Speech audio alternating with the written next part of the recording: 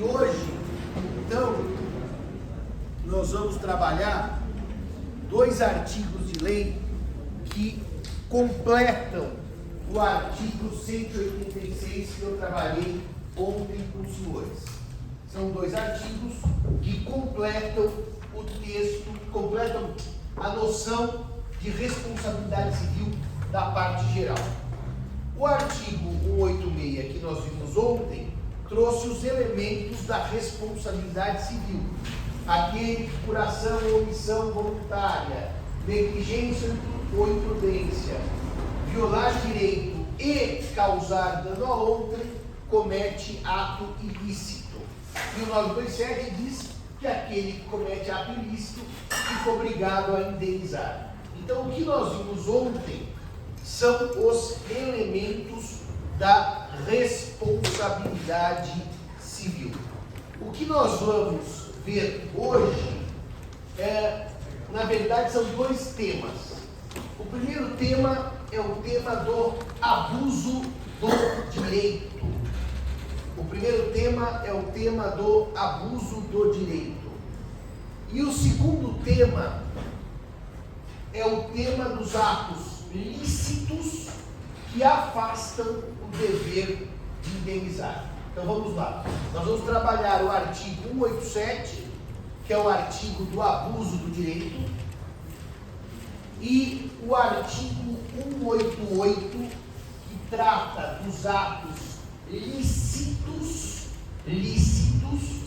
que afastam o dever de indenizar. Vamos começar então com o artigo 187 do Código Civil, que trata do abuso do direito. Também comete ato ilícito o titular de um direito que, ao exercê-lo, excede manifestamente os limites impostos pelo seu fim econômico ou social, pela boa-fé ou pelos bons costumes. Então vamos começar pelo começo. Não é abuso de direito. Não escreva isso nunca. É abuso do direito. Ou seja, o de direito dá a ideia de algo genérico. Aqui, o do direito dá a ideia de algo específico. Eu tenho aquele direito, não é um direito genérico, tá? Então, a doutrina escolheu a locução abuso do direito e não abuso de direito, para entender que eu vou abusar daquele direito específico e não de um direito genérico. Então, é abuso do direito. Segunda nota importante. Se é abuso do direito, o instituto pressupõe que eu tenha um direito a ser exercido. Ou seja, ao contrário do ato ilícito do 187, se eu chegar agora e der um soco na cara do colega, eu não tive direito nenhum de bater nele. E, portanto, aqui, na ilicitude do 186, eu não tenho o direito. No 187 eu tenho, mas eu excedo o direito que eu tenho. Então, eu vou repetir. Para os senhores falarem em abuso do direito, os senhores têm que pressupor que eu tenho um direito e abuso. Ou seja, eu tenho direito a exercer alguma posição jurídica. Mas eu me excedo. Tudo bem até aqui? Eu vou dar um exemplo logo para vocês, para não ficar só na teoria, depois eu vou continuar a teoria. Sabe qual é o maior exemplo de abuso do direito? A gente tem no CDC, no Código Civil do Consumidor, as chamadas práticas abusivas. Então, olha como é fácil entender o abuso do direito. Eu sou credor, eu posso cobrar o meu devedor da dívida? Claro, quem deve pode ser cobrado pelo credor. Tudo bem até aqui? Direito de cobrar o devedor. Esse é o direito. Eu posso cobrar o devedor de uma maneira humilhante, de forma que ele passe vergonha e pague do vexame que eu estou causando? Abuso do direito de cobrança. Tanto que, antes do CDC, os exemplos da doutrina eram muito curiosos. Apesar de eu ter nascido e crescido antes do CDC, que é de 90, eu não lembro de ter visto isso. Mas que eles punham na porta do devedor um sujeito com uma cartola e um fraque vermelho, bem, daquele bem, para visualizar bem, e o cara é com megafone na porta e fala assim: fulano do apartamento 51, caloteiro, não pagou a dívida. Quer dizer, causava uma vergonha ao devedor. Então repare, o credor tem direito de cobrança? Tem. Então só há abuso do direito porque ele tem o direito, só que ele se excede nesse direito. Então era o exemplo da chamada cobrança vexatória. Vexatória porque impunha vergonha ao devedor. Eu conto sempre uma história de um cliente meu que devia alimentos para os filhos. E ele devia alimentos para os filhos nos anos 90. Nos riscos dos anos 90 não havia Instagram, só para o senhor lembrar desse detalhe. Não havia Facebook, não havia rede social, não havia internet. Não havia internet. É uma coisa que vocês não imaginam, um mundo sem Google, mas existia um mundo sem Google. E eu sou um sobrevivente, que nem os dinossauros, continuo andando nesse mundo com o Google. E daí o meu cliente devia alimentos, tinha uma ação contra ele para pagar os alimentos. Pelo sistema constitucional brasileiro, o credor de alimentos pode pedir até a prisão do devedor, é o último caso de prisão civil, nós vamos ver no ano que vem, no segundo ano. Até que está tudo bem. Um dia ele acorda, ele era um médico muito famoso em São Paulo. Um dia ele acorda, que na madrugada a mulher tinha feito o seguinte, a ex-mulher. Ela tinha colocado no bairro em que ele mora, que é o bairro de Pinheiros, placas, sabe aquelas faixas pintadas? Ou seja, o Instagram daquela época, com o nome, o sobrenome, e dizia: fulano de tal deve alimentos para os filhos, primeira placa. Segundo, fulano de tal é um caloteiro. Mas assim, como ele era médico, ele é doutor, né? Doutor fulano de tal compra caro das clientes que não paga para os filhos. Ela pôs 50 placas no bairro inteiro. Então ele virava uma esquina, tinha uma placa, virava a última placa. Ele me ligou e falou: Simão, tem placa no bairro inteiro com meu nome, me chamando de caloteiro e com o telefone da clínica embaixo. É divertido, né?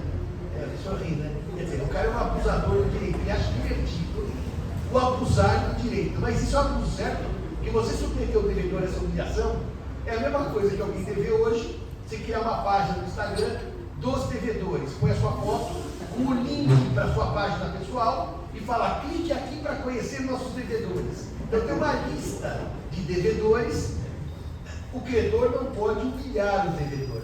Então a teoria do abuso do direito é uma teoria pela qual eu tenho um direito, mas eu excedo esse direito. Tudo bem até aqui? Quer perguntar?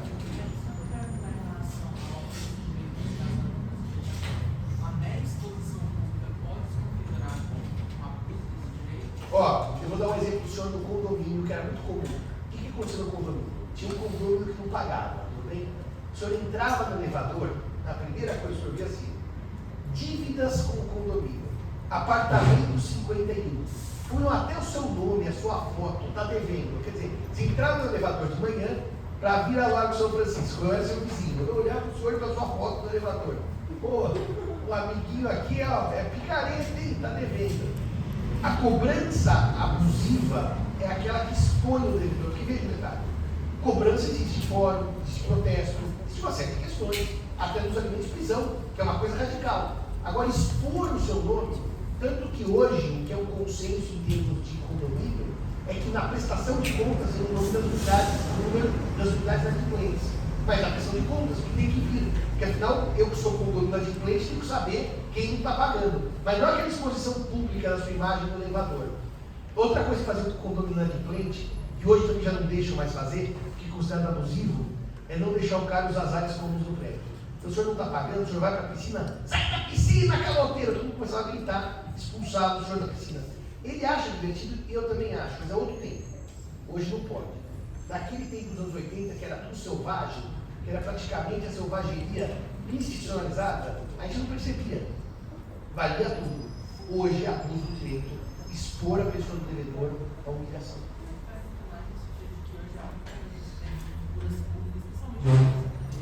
Já tem uma reputação, fala sobre família, etc.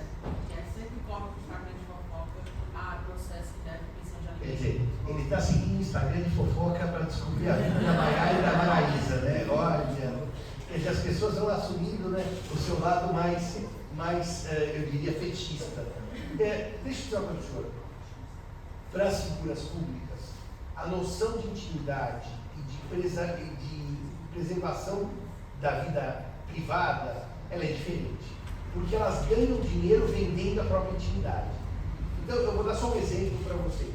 Vocês vão ficar escandalizados. E nos anos 80 isso era normal. Uma vez, a mulher do cantor Caetano Veloso, casada com ele foi casada por muitos anos, não é uma mulher que com um ano ou dois, declarou na revista Playboy, na entrevista, que ela transou com o Caetano quando tinha 14 anos. O que é pedofilia? Todo mundo sabe que está lá daí, certo? Ela declarou isso. Então ela abre a vida privada de uma maneira que o senhor concorda que não é exatamente o que eu quero saber, mas ela declara isso.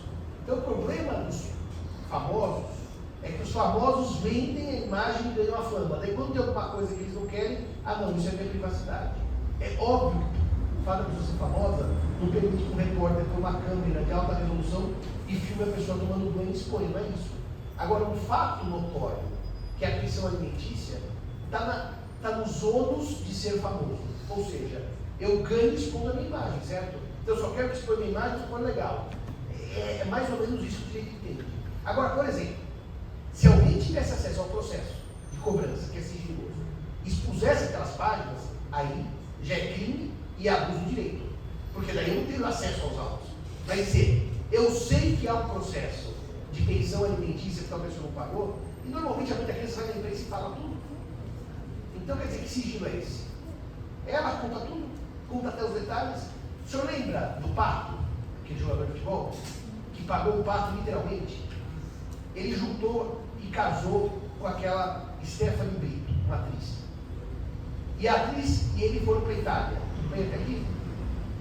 E depois ela resolve que ele, Pato, não deixou ela exercer a profissão dela.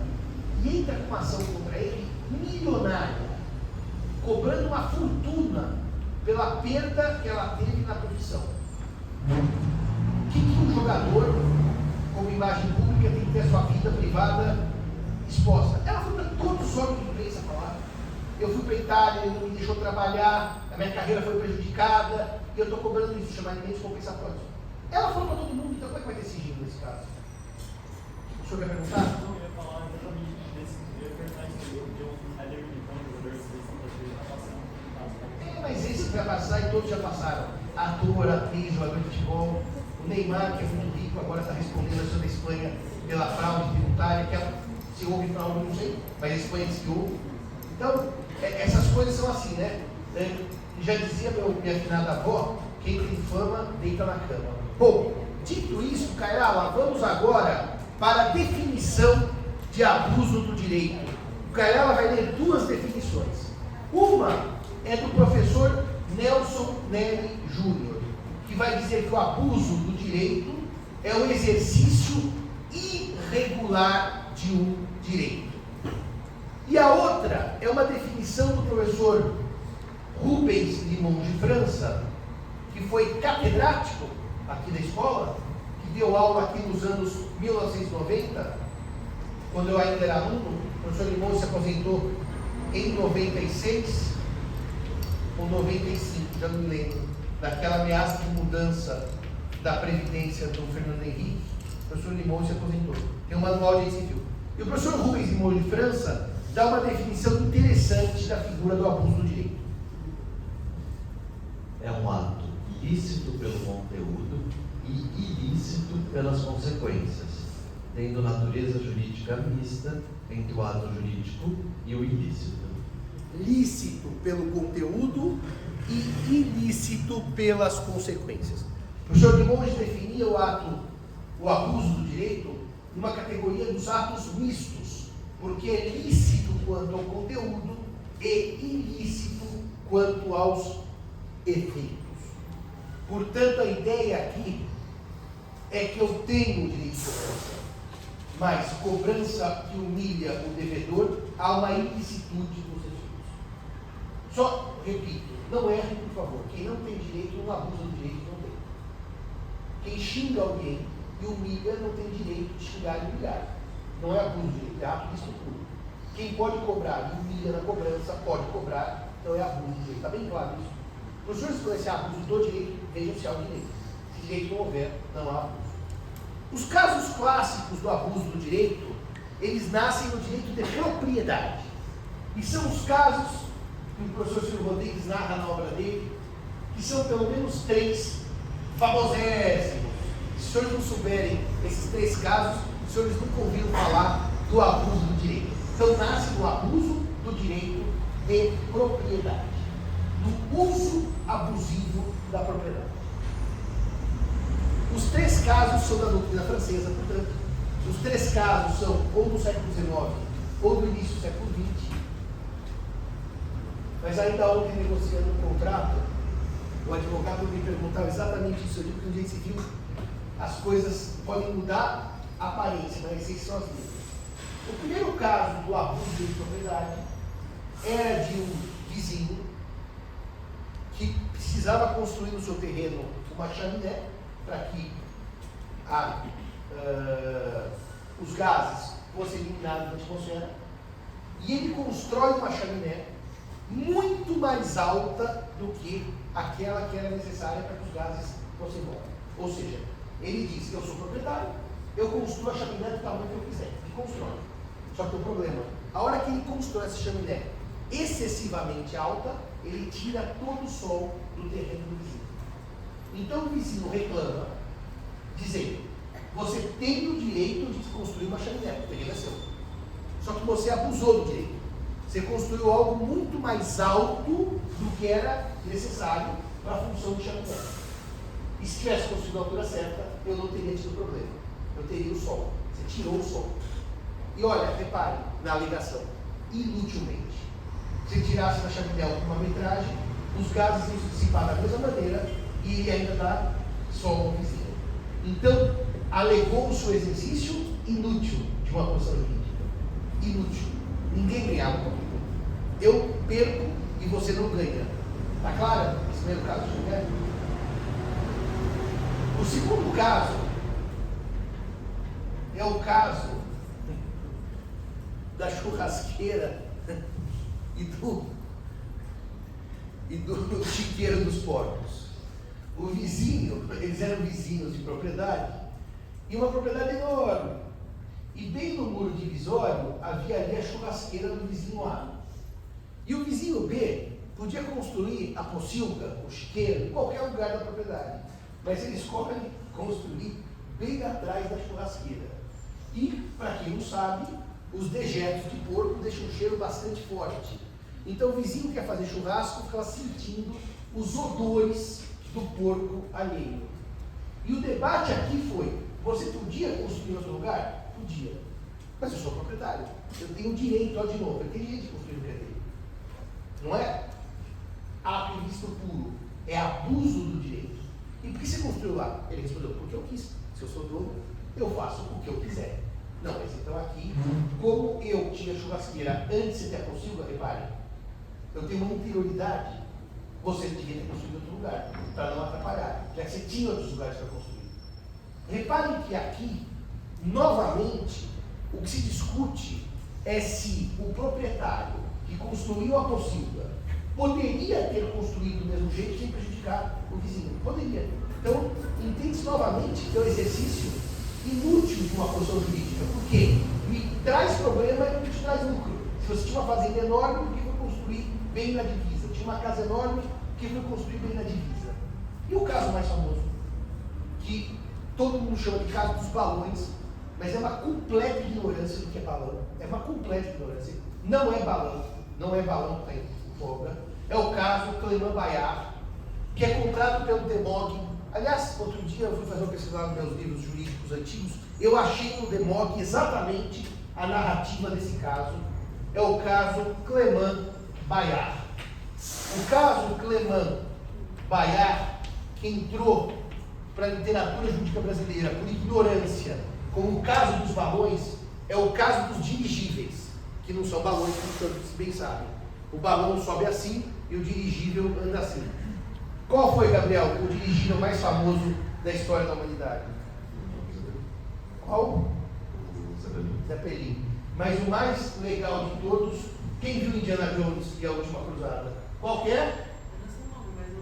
De um general alemão da Primeira Guerra. Hindenburgo, sim senhor, o senhor está por dentro. O senhor, além de fofoca dos famosos, conhece a história, com certeza. São versatilidades. São versatilidades.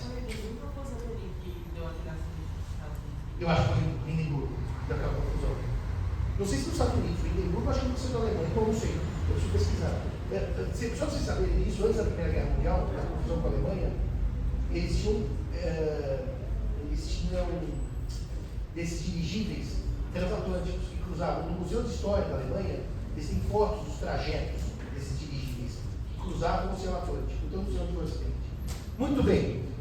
O senhor Clément tinha uma pista onde ele pousava os seus dirigíveis. Então, ele tinha o hábito de voar com os seus dirigíveis. O senhor Bayard, o vizinho, na cerca divisória entre as propriedades, pôs hastes metálicas pontiagudas, que a gente chama, em termos de direito das coisas, de ofendículas, que são muito comuns em São Paulo para proteger de assalto. As pessoas põem cacos de vidro sobre os muros, as pessoas põem um arame farpado, ou as pessoas põem pequenas, eu vou chamar de lança, não lança medieval, mas pontas de lança para proteger as pessoas, para proteger de assalto. E o senhor Bayard, então, pôs as ofendículas, o que inviabilizava o pouso dos dirigíveis do senhor Clément, que não eram balões, porque balões não iam ficar inviabilizados, porque eles pousam assim, o dirigível é que vai descer. Então já não é balão, até pela história, mas no Brasil fala assim, e o caso do balão, que não é balão, que é dirigível. Mas tudo bem. E o que aconteceu então? Este processo, que é do século XIX, houve uma briga dos dois, porque um dizia, para eu pousar, eu preciso que você tire as ofendículas. As ofendículas impedem que eu pouse. E o outro dizia, se eu sou proprietário e o terreno é meu, eu ponho as ofendículas onde eu quiser. O problema é meu, eu sou titular de propriedade. Então havia um debate, na realidade, esse é o caso mais famoso da doutrina. Todo mundo cita o caso dos balões dos manuais. E não é do José Serrano também, é o Demócrito que faz a narrativa. Eu até vou ver se hoje eu me divertindo, eu vou achar bater umas fotos, a gente põe no Moodle para eles as fotos do livro do Demócrito que ele conta, tá? Se não me engano, isso aí era Bordeaux ou Lyon, não sei mais. Mas eu vou olhar o original. E daí o que acontece? O proprietário que pôs as ofendículas, olha que coisa interessante, ele dizia assim, eu sou o proprietário dos padrões da propriedade absoluta, do direito romano, quod inferus ad sidera, da profundeza do inferno ao alto das estrelas, e se eu sou proprietário, eu faço o que eu quiser, o terreno é meu. Ele é que pare de voar com os seus dirigíveis, porque eu sou proprietário. E proprietário tem chance de usar, fruir, dispor e reaver. Eu estou usando com as ofendículas. E o debate que a corte francesa travou era exatamente este. Se a existência destas hastes era algo necessário / útil ao titular, ou era meramente um capricho. Ou seja, por que o senhor Bayard tinha posto na cerca divisória estas hastes? E a resposta dele era simples, porque eu sou dono. Se eu sou dono, eu faço o que eu quero. E ninguém tem nada a ver com isso. Eu não tenho essa explicação. É meu. E o direito francês criou, então, esse primeiro julgado, que é o emblemático do abuso do direito, dizer, peraí, você é dono, sim. Você pode fazer o que você quiser, sim. Mas fazer algo inútil, que só serve para prejudicar alguém, você não pode. Você exercer um direito em abuso. Abuso do direito de propriedade. Afinal, aquelas ofendículas não servem para nada, só para prejudicar o uso do terreno pelo vizinho. É um exercício inútil de uma posição jurídica. E o bonitinho do caso do Clément Bayard, Jorge Ribert, na sua obra A Regra Moral das Obrigações Civis, ele retoma essa ideia. Do caso do Clément Bayard. Ribert retoma essa ideia porque ele vai discutir se o abuso do direito ele exige ou não exige a ideia de emulação, que os romanos chamavam de emulatio. A emulação é literalmente você ser popularmente chamado de espírito de porco.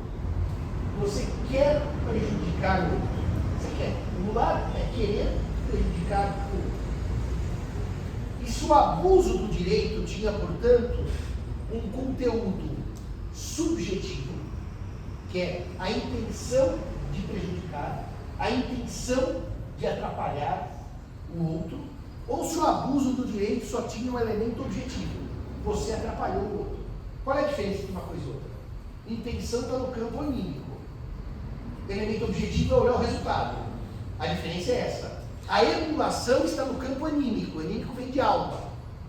A intenção de prejudicar. E o elemento objetivo não, está no resultado.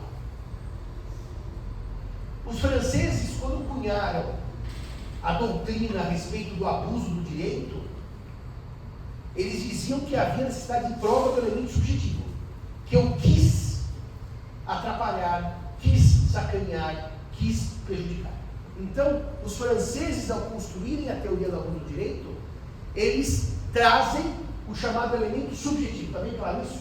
Que é mímico, que é intencional. Então, a construção francesa passa por dois elementos: o intencional, que é a emulação, e o objetivo, que é o resultado. Mas vocês imaginam que essa teoria de Ribet sobre a emulação, ela tem um problema prático, né? Provar que alguém quis me sacanear, que alguém quis me prejudicar. Porque muitas vezes essa é uma prova bastante difícil. Por que os franceses traziam esse elemento subjetivo? Que os casos que eles estudaram, os proprietários diziam assim: eu sou dono, eu faço o que eu quiser. E se eu prejudiquei o outro, o problema é dele. Havia na época uma noção muito romana de propriedade, como se a propriedade fosse algo absoluto meu, que eu faço o que eu bem entendesse. Hoje em dia a propriedade sofre várias limitações, certo? Inclusive a função socioambiental. Função social e função ambiental. Quem tem trabalho escravo no Brasil perde a propriedade. Ou seja, é uma limitação. Quem devasta a floresta, em tese, perderia a propriedade. Eu sofreria sérias restrições, mas enfim, isso é outra questão. Agora, com o decorrer do tempo, isso é importante, a doutrina abandonou o critério subjetivo. Então eu contei para os senhores a origem histórica, tudo bem? Da emulatio. Mas hoje, 2022, ninguém analisa o abuso sob o critério subjetivo. Então vamos dizer assim, senhores, o critério subjetivo foi sendo abandonado no decorrer dos anos. Esse elemento subjetivo, a emulatio, foi sendo abandonada no decorrer dos anos. Então, hoje, se olha o abuso do direito, não sob o critério você quis ou não quis sacanear ou prejudicar tal pessoa, você quis ou não quis ofender, você quis ou não quis humilhar, mas de acordo com o critério objetivo. Nas jornadas de direito civil, nós aprovamos um enunciado, certo? Que vai dizer exatamente isso que eu estou dizendo. Veja o enunciado qual é que é. O enunciado 37. Enunciado 37 da primeira jornada de direito civil. Está sem o texto. Está sem o texto? Mas o enunciado vai dizer, eu posso ser mais quero, que o abuso do direito não exige a presença desse elemento subjetivo ou emulação. Basta olhar o resultado. A responsabilidade civil decorrente do abuso de direito independe de culpa e fundamenta-se somente no critério objetivo finalista. Então, lê agora para isso, por favor. A responsabilidade civil decorrente do abuso de direito independe de culpa e fundamenta-se somente no critério objetivo finalista. Ou seja, não se olha a intenção, se olha o resultado. Agora repare. o sistema vai dizer que eu vou olhar o abuso pelo lado de fora, que é a consequência, e não pelo lado de dentro, se eu quis ou não quis prejudicar alguém. Só que, o Código Civil diz que também comete ato ilícito quem abusa do direito. Tudo bem até aqui? E o ato ilícito em cima pressupõe culpa. Vocês estão vendo qual é o problema que eu vou ter? Se o ato ilícito pressupõe culpa e o abuso do direito é um ato ilícito, em tese eu analisaria negligência ou imprudência. Tudo bem até aqui?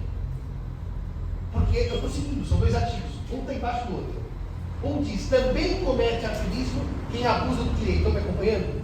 E o de cima diz, ato ilícito pressupõe culpa. Eu estou lendo os dois artigos juntos. Né? Então, isso gera uma questão séria na doutrina.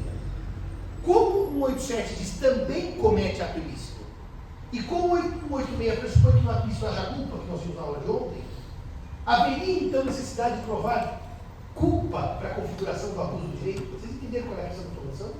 Eu estou lendo dois artigos juntos, tá? Um diz também comete ato ilícito, e o outro que diz que o ato ilícito exige culpa. São dois artigos sequenciais do Código. Esse tema é um dos temas que deu mais confusão quando o Código foi lançado, surgiu, porque os que leram o Código pelos dois dispositivos, alguns entendiam que aqui era uma hipótese de responsabilidade mediante prova de culpa. Eu precisaria provar de quem abusa do direito negligência ou imprudência, tudo bem? Só que, na verdade, esse enunciado, ele diz exatamente o contrário. Vocês sabem o que são os enunciados das jornadas? Tá, do sistema. A senhora sabe o que são os enunciados? É verdade. Tá, do sistema. Vamos ver, o doutor Gabriel vai dar um depoimento pessoal. Não, eu posso dar nada, mas eu imagino que as jornadas sejam meio que reuniões de civilistas para debater sobre o Código Civil e comentar sobre as doutrinas. Foi preciso. O senhor foi muito preciso. Exatamente preciso. As jornadas são congressos de direito civil, congressos de reunião, um monte de gente. Existem proposições sugeridas por qualquer pessoa pode mandar uma sugestão. Essa proposição é debatida numa comissão menor, que são as partes do Código. Tem a comissão de parte geral, obrigações, responsabilidade civil, família, sucessões. E esses enunciados, no fundo, aprovados por essas pequenas comissões, são levados a uma plenária, que reúne todo o Congresso, e todo mundo vota. Se esse enunciado é aprovado duas vezes, no petit comitê, no pequeno grupo e no segundo grupo, eles viram enunciados doutrinários. Portanto, aqui é enunciado de doutrina, tá? É reunião de professor, advogado, juiz, promotor, estudantes de direito. Os jornais são muitos estudantes de direito. E nós debatemos os temas, e os temas são levados à plenária e aprovados. A última jornada foi a oitava?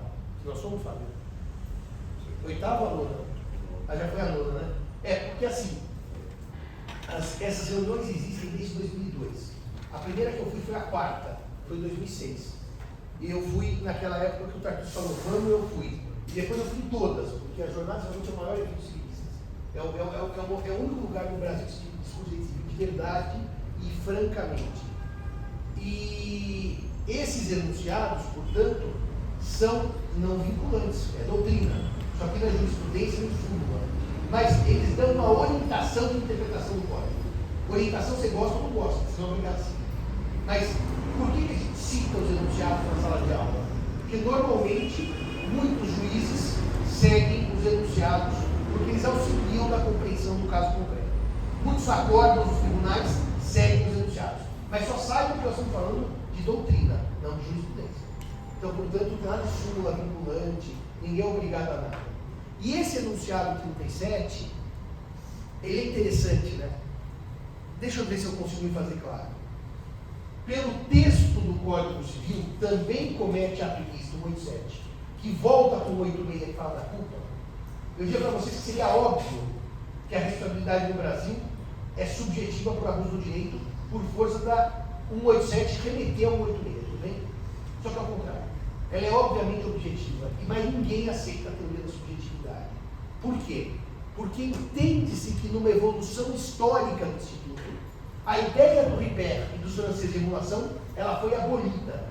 que o abuso do direito não está na intenção, está no resultado.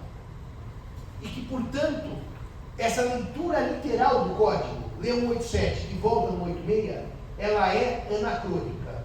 Ela é contra o estado da arte atual do Instituto. Então, olha que coisa interessante. O meu falecido pai tinha mania de abrir o Código Civil, ele era engenheiro. Ele abriu o Código Civil na empreitada e ele lia os artigos para mim e me dava aula de empreitada. Ele dizia, não pai, não é isso. Não, mas isso está escrito. Eu tentava explicar para ele várias vezes, como disse o Portalis, que um código não se lê um artigo pinçado do sistema, lê-se um artigo pelo outro. Então vejam, se vocês forem pela literalidade do 187, lido conjuntamente com o 186, vocês vão afirmar que a responsabilidade por abuso é subjetiva. Mas o direito não se lê assim, só um artigo pelo outro, se lê sistemicamente. E a doutrina hoje no Brasil não há dúvida, o abuso do direito não pressupõe nem emulação, nem elemento subjetivo. O que eu olho é o resultado. Não pressupõe provar negligência, nem imprudência, nem intenção. O que eu olho é o resultado. Está bem claro isso?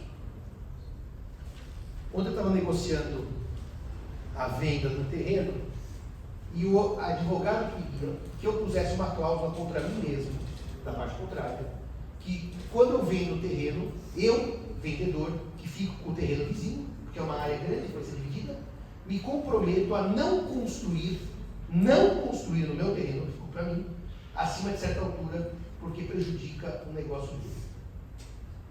E eu expliquei que eu não vou assinar isso nunca. Por que eu não vou assinar isso nunca? Porque eu quero vender outra parte. E eu não sei se quem comprar outra parte vai ou não vai construir. E eu não quero ter uma cláusula contra mim mesmo. Mas foi muito engraçado que a advogada, a discussão contratual no Brasil ela é complexa. E ou você pega a gente que entende ou a gente que não entende. E ela claramente não entendeu o que ela dizia. Ela dizia assim, mas eu não posso comprar se o senhor não se comprometer. E eu falei, eu não posso me comprometer porque eu vou vender a área, não sei quem vai comprar, o que vai construir. E daí no final da discussão, em que eu abordei o contrato, o que queria comprar, não a advogada, o futuro comprador, o que tinha intenção de comprar, veio para mim. Mas posso não para o senhor, doutor, senão pode fazer. Pelas regras do direito civil, olha agora ele mudou a conversa. Uma coisa que ele ia enfiar no contrato, uma cláusula que não é assinada. Pode quem compra depois construir algo que me prejudique? Agora ele está perguntando do abuso do direito de propriedade. Então existe no abuso do direito, também pelas obras especializadas, a chamada, eu estou falando aqui do abuso do direito de propriedade, que é onde a conversa nasceu, cresceu, depois que foi para a cobrança indevida, da cartola, ela nasceu na propriedade. Ela se desenvolveu na propriedade, ela foi estudada para a propriedade. Existe uma coisa interessante, que é a chamada anterioridade. O que é anterioridade? Aquele que fez antes tem direito maior sobre aquele que fez depois. Vou dar um exemplo simples, que é o exemplo do Silvio Rodrigues. Se eu imaginar que numa área puramente residencial, o poder público autoriza um bar, e aquele bar começa a fazer barulho, ele veio depois da área residencial. Então quem não tem que fazer barulho é ele. Ao contrário, se tem um bar que já é barulhento por excelência, estou dizendo barulho no limite da lei, não estou dizendo barulho que exceder a lei ninguém pode. E depois se constrói um prédio do lado, quem estava antes, o bar ou o prédio? Vocês entenderam a lógica disso? Quem veio antes tem prioridade sobre quem veio depois. Isso parece lógico no sistema de propriedade. Se você comprar uma casa do lado do bar que faz barulho, você fala, não quero mais o bar, ou então você comprou a casa. Você entende a lógica disso? E essa ideia de anterioridade, ela tem proteção no estudo do abuso do direito. Tá? Só que, tudo isso está muito bonito, abuso de direito é responsabilidade objetiva, abuso do direito é responsabilidade sem culpa, não se prescruta nem negligência nem imprudência, estava tudo muito bem, só que daí vocês vão ler o Código Civil. E daí amanhã vocês vão ler o Código Civil e vão dizer assim, Simão, tudo que você falou está errado. Então o Código Civil tem um dispositivo que nega o que você falou. E eu vou ler o dispositivo que nega o que eu falei. O dispositivo que nega o que eu falei, ele está na parte geral. Então, vamos só devagar. Se ele está na parte geral, ele pode negar o que eu falei para aquele assunto, mas não para o código inteiro, porque na parte especial eu tenho regras gerais. Na parte geral, eu tenho regras gerais. na específica de certo instituto. Então, quando os senhores leem o direito de propriedade, os senhores vão ver o seguinte: artigo 1228, 1228, que no caput define o direito de propriedade. Quando eu prestei minha docência, teve um professor que perguntou para mim se eu achava o 1228 inconstitucional. E o que ele queria dizer se eu achava o parágrafo 5º inconstitucional. O 1228 não pode ser inconstitucional porque define o que é propriedade. Define o que é propriedade e ensina é inconstitucional. Mas o 1228, parágrafo 2º, ele vai dizer assim: olha aqui, 1228, parágrafo 2º, são defesos são proibidos os atos que não trazem ao proprietário qualquer comodidade ou utilidade. Repararam que voltou na ideia de algo inútil, algo que eu faço por capricho? Agora vem o que é a segunda parte do 1228, parágrafo 2º. Sejam animados, motivados, animados em de ânima, com a intenção de prejudicar outro. Prejudicar outro. O 1228, no parágrafo 2º, ele retoma a emulação do século XIX. Ele retoma a ideia de que o abuso do direito de propriedade, não qualquer abuso de direito, sobre propriedade, exigiria a intenção de prejudicar. E aí, num dos cursos que eu dei de pós-graduação, eu ainda era assistente do professor Vilaça, aqui na faculdade, eu propus aos alunos um grande debate. Nós temos uma regra geral no 187 que independe do espírito da intenção de prejudicar. Nós temos uma regra especial no 1228, parágrafo 2º, que retoma a emulácio, retoma a ideia de animados pela intenção de prejudicar. Intenção ao quadrado. Oi? Intenção ao quadrado, porque é animados pela intenção. É verdade. É verdade. O animados em de ânima. É a intenção ao quadrado. Tem intenção duas vezes no português. E eu pergunto aos senhores, como é que nós resolvemos isso? Se eu dei aula até aqui para dizer que o que interessa é o resultado. O que interessa é o abuso do direito em si, e não o lado subjetivo, e não o lado intencional. Só que de repente tem um artigo do Código que expressamente fala animados pela intenção de prejudicar. Como é que nós vamos resolver isso? O artigo do Código se refere a uma coisa mais específica, né? Então ele não pode ter caráter de generalidade, no sentido de que ele não pode definir como se foca os abusos de direito necessários. Ou seja, o que o senhor está dizendo é que numa leitura sistemática, lex specialis, que é o 228, parágrafo 2º, derroga a lex generalis, que é o 187. Ou seja, o que o Dr. Gabriel está dizendo basicamente é que o abuso do direito de propriedade teria que contar com a intenção. E o abuso do direito nas demais searas, não. Esse foi o grande pau, a briga na pós-graduação. Porque a maioria dos alunos diz exatamente isso que o senhor disse. A regra especial para a propriedade exige um elemento anímico para a propriedade, não para os demais abusos do direito. Só que o problema é que esse artigo, ele é na verdade, desajustado com o estado da arte do tema, com o estudo do tema. Ninguém exige intenção para se aplicar a regra do abuso do direito. E esse artigo nasceu velho. Ele nasceu no século XIX, já no século XXI. Ele nasceu no século XIX, produzindo efeitos no século XXI.